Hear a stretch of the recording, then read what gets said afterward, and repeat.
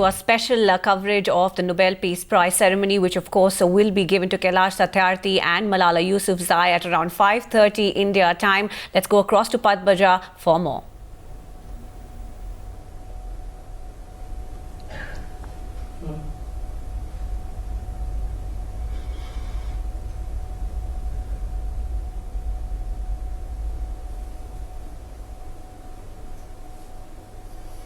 Hello and welcome. Thanks so much for joining us in this special broadcast from Oslo. We have the privilege of having with us not one but two Nobel laureates, the joint recipients of this year's Nobel Peace Prize, Kailash Satyarthi and Malala Yousafzai, from both sides of the India-Pakistan border. Thank you so much, both of you, for joining us. I want to start first by asking you, Mr. Satyarthi and Malala, both, India, Pakistan, both of them coming together this year to get the Peace Prize.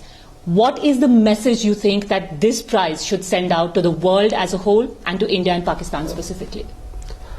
I think the message is loud and clear that the voices of children cannot be ignored anymore.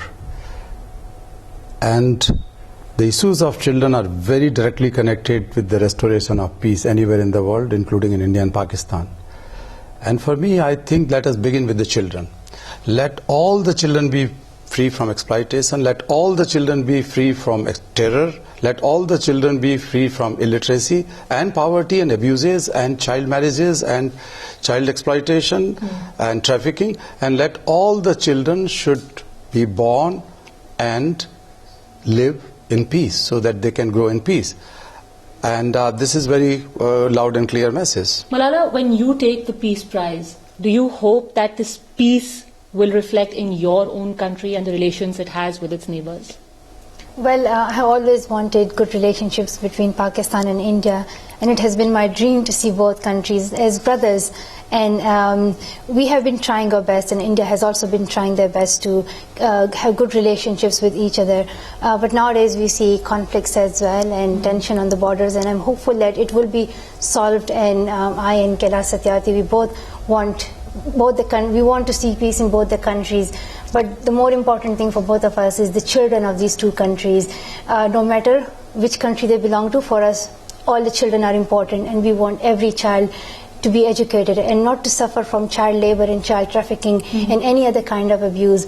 So this Peace Prize is for peace, and you can establish peace when you see every child getting quality education. So when a child gets quality education and can live on his own or her own, then that child wouldn't become a terrorist or wouldn't choose any other terrible way for his living or her living. And in fact, terrorism, perhaps the worst casualty in any terrorist act, are always children, whether being drafted in as child terrorists, whether being the collateral damage in every terror attack. And the timing has been so ironic, because I still remember when the Nobel Peace Prize announcement had happened, that was the time when the international border was alight, because there was exchange of fire from across the border. And now again, here you are, both of you in Oslo, and you have one of perhaps the worst terror attacks which has taken place in Kashmir, in Uri, where terrorists had sneaked in across the border.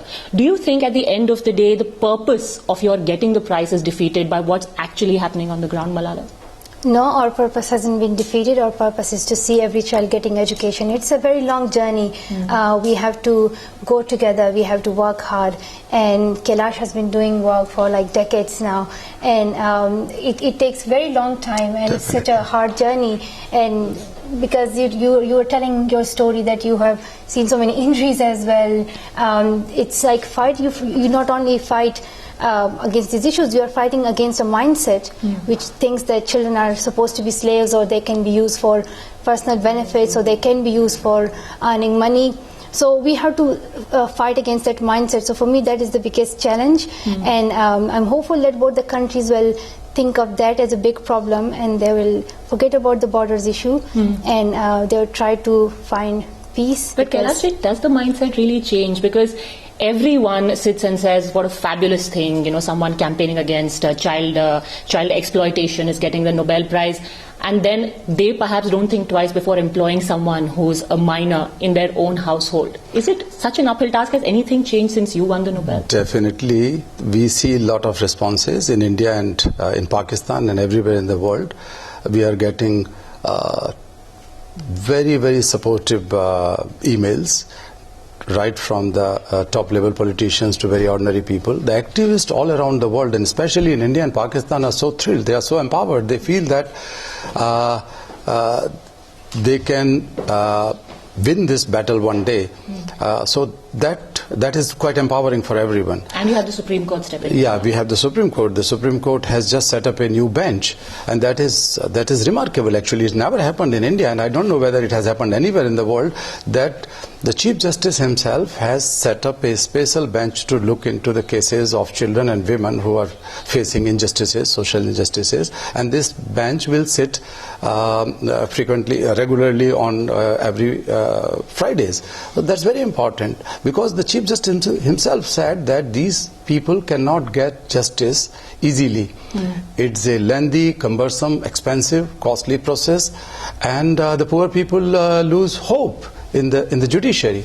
So it's the revival of a new thing, or rather it's revolutionary, I would say. So things like that are happening. I have read in the newspapers that many of the child-led commissions, this is the official body, and child welfare committees in India, they have not only expressed their tribute and respect to me and my work, but also they have taken up some new issues to handle. And they are finding a stronger voice as They well. are finding a stronger voice, because that is the most important thing actually, because these issues and these children are normally neglected ones. Their voices are not heard. And at least this prize gives a tremendous responsibility. And I'm so excited because it has come to both of us, not as Indian and Pakistani alone, but also as child rights activists, because end of child slavery, end of child exploitation, and end of terrorism, end of violence, end of illiteracy, these things will go hand in hand eventually. You cannot separate them out. You cannot ensure education for all children without eliminating child labor and violence against children, and vice versa. So we have to work hand in hand for that. So it's a big symbol, I would say. So you're giving them a voice internationally. And speaking of that, Malala, whenever we've heard you speak, whether it be at the UN, whether it be now at the Nobel in Oslo, you've pushed for the rights of little girls, not just in Pakistan, but across the world, to get education. Whenever we've heard the leadership of your country speak, they speak of Kashmir. It seems that their priorities right now, you think, are a little skewed. They haven't taken a cue from what you have started even now. Well, in our country, there has been talks about education, and I'm really proud that now education is free and compulsory up till the age of 16, and it is part of our constitution. So some great steps have been taken so far, and I'm hoping that further steps would be taken. And I'm really looking forward that I would be able to meet the Prime Minister, both Prime Minister of India and Prime Minister of Pakistan, and looking forward to share my ideas with them and try to convince them that now it is time that we work together for children's rights, and this is how we can develop our countries. When our future generation is educated, then our whole country would go forward. Both the countries will achieve success. Are you disappointed that Modi ji and Mr. Nawaz Sharif not here? I have not invited any one of them. But for me, I have been saying right from the beginning that for me the most important are the children of these two countries, the people of these two countries. Let us build trust. Let us build mutual respect. Let us build confidence in each other. Is there a trust deficit in the recent times? I think it is not among the people. It could be in the governments and whatever, but I'm sure that the people are more and more interested to be connected with each other. It was never like that before. Look at the media.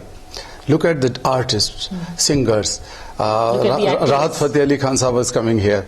And many Indians don't know that he is from Pakistan. Many Indians think that he is an Indian. Things like that. So these are the symbols which are very important to be further harvested for the peace. You think there's a bit of a trust problem between the two countries? No, well, we both trust each other. Maybe the politicians don't, but the people do trust each other, and they're hoping for peace. And the most something like this, the time when we feel like this is the time to beat India is only in cricket. Other than that, we have love for India, and the time where I don't support India is only and only and only cricket. Other than that, I love Hockey? India. It does not matter really, but just cricket. For me, cricket is more important. But I'm hoping that there will be a positive change, and we will see both the countries going together. How? Well, the Prime Ministers, the government, the people, they need to come together. And we have seen some positive signs that the media is now, they are now supporting each other. The people are supporting each other. Now it's just the government people left. So if they come together and if they say that let's join and let's be together, then things will change. So if there's a wish that you make over here, even as you receive your prize, it is that perhaps the two countries would talk? You think things would be better? Well, it has been my wish for a long time that the two countries come together. But the biggest sign of coming together is Kailash, Satyarthi and I here. We both are here together. We are standing for children's rights and we are working together. So he's an Indian, I'm a Pakistani, and it shows that there's no difference between us, and we can go on this journey and work, and we will achieve our goals. Well, Malala, also last question. You know, it was quite surprising that we saw a lot of opposition in Pakistan when you won the Nobel. A lot of voices seemed to think that you were being used as a sort of propaganda tool. Did that come as a shock and a surprise to you? Well, there has been some criticism on me for a long time, and there are some people who do not believe in this idea of women coming forward and speaking up for their rights. They think that women are supposed to live in houses, wash and clean dishes, and that's their job. But if you see a girl speaking up for her rights and say that women have equal rights, then there would be some people who would stand against you and who would misuse the name of religion or misuse the name of honor and say that what that person is doing is wrong. So there are, not only in Pakistan, in some other countries as well, but I'm hopeful that if we continue this fight and show them that it is for their daughters as well, it is for their children as well, then they'll see. Well, fighting the good fight. Thank you very much, Thank Mr. you so Kailash, much. Satyarthi, Malala, for joining us. Thank Two you. remarkable Thank you. people Thank you. and a lot of hopes from both India and Pakistan pinned on the both of Thank you. you. Well, thanks very much for joining us.